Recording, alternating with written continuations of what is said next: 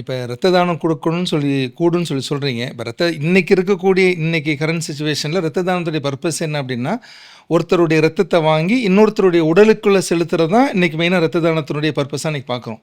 ஆனால் ரத்தத்தை பொறுத்தளவுக்கு இஸ்லாமிய கருத்தில் வந்து நஜீஸ் அப்படின்னு சொன்னால் அல்லாஹ் குர்ஆனில் சொல்லும்போது கூட ஹுர்ரிமத் அலைக்குமுல் மைத்தத்து வத்தமு வலஹமுல் இந்த இதெல்லாம் ஹராம் சொல்லி பட்டியலில் வரும்பொழுது வந்து ரத்தத்தையும் அல்லாஹ் சேர்க்குறான். அப்போ நஜீஸான ஒரு பொருளை வெளியேற்றி இன்னொருத்தருக்குள்ளே இந்த சேர்க்கும்போது அது நஜீஸ் ஆகாதா சார்? அது சரி. இப்போ நீங்கள் கேட்ட கேள்வி சரியான கேள்வி. ரத்தத்தை வெளிப்படுத்துறது பிரச்சனை இல்லை.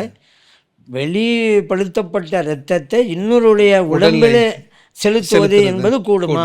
ஏன்னு சொன்னால் ரத்தம் என்பது நஜீஸ், அசுத்தமாயிற்று இஸ்லாத்தின் அடிப்படையில். இறைவன் குர்ஆனில் சொல்லி காட்டிக்கிட்டு தான் இருக்கிறான். இன்னும் தாங்க சொன்ன வசனத்தில் இருக்கிற மாதிரி இன்னொரு வசனத்திலையும் இதை இறைவன் சொல்லி காட்டுறான். இன்னமா ஹர்ரம அலைக்குமுல் மைத்தத்தை வத்தம வலஹமல் ஹின்சீரி ஒமா உஹில்ல பிஹி லிகைரில்லாஹ் நல்லா சொல்கிறான்.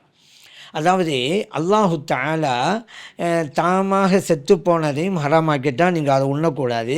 அதே போல் இரத்தத்தையும் இறைவன் உங்களுக்கு ஹராமாக்கிட்டால் உண்ணக்கூடாது. பண்டியின் மாமிசத்தையும் இறைவன் உங்களுக்கு ஹராமாக்கிட்டால் தடுத்துட்டால் அதை நீங்கள் உண்ணக்கூடாது என்று இறைவன் சொல்லிக்கிட்டே வர்றான் அல்லவா. இதில் இந்த விஷயத்தை சொல்லிவிட்டு அடுத்து சொல்கிறான் பாருங்கள். அதுதான் நீங்கள் கேட்ட பதில் என்ன? ஃபமனில் துர்ர கைரபாகின் வலா ஆதின் ஃபலா இஸ்மாலேன்றதான். அதே நேரத்தில் நிர்பந்தம் என்று வருகின்ற போது உங்களுடைய உயிரை பாதுகாத்து கொள்வதற்காக தேவையான அளவிற்கு நீங்கள் அதை பயன்படுத்திக் கொள்வது ஆகமாக்கப்பட்டதுன்னு அதான் சொல்லிட்டேன். அதை லரூரத்துன்னு சொல்லுவாங்க, நிர்பந்தம். அப்போ தான் உயிர் வாழ முடியும். தடுக்கப்பட்ட உணவு இருக்குது, வேறு உணவு இல்லை, அதை சாப்பிடுங்கன்னா இவருக்கு உயிர் போயிடும், அந்த கண்டிஷனில் இருக்கிறாரு. அப்போ உயிரை பாதுகாப்பதுங்கிறது ரொம்ப முக்கியமானது. அதற்கு தகுந்தவாறு நீ உண்டு கொள்ளலாண்டு.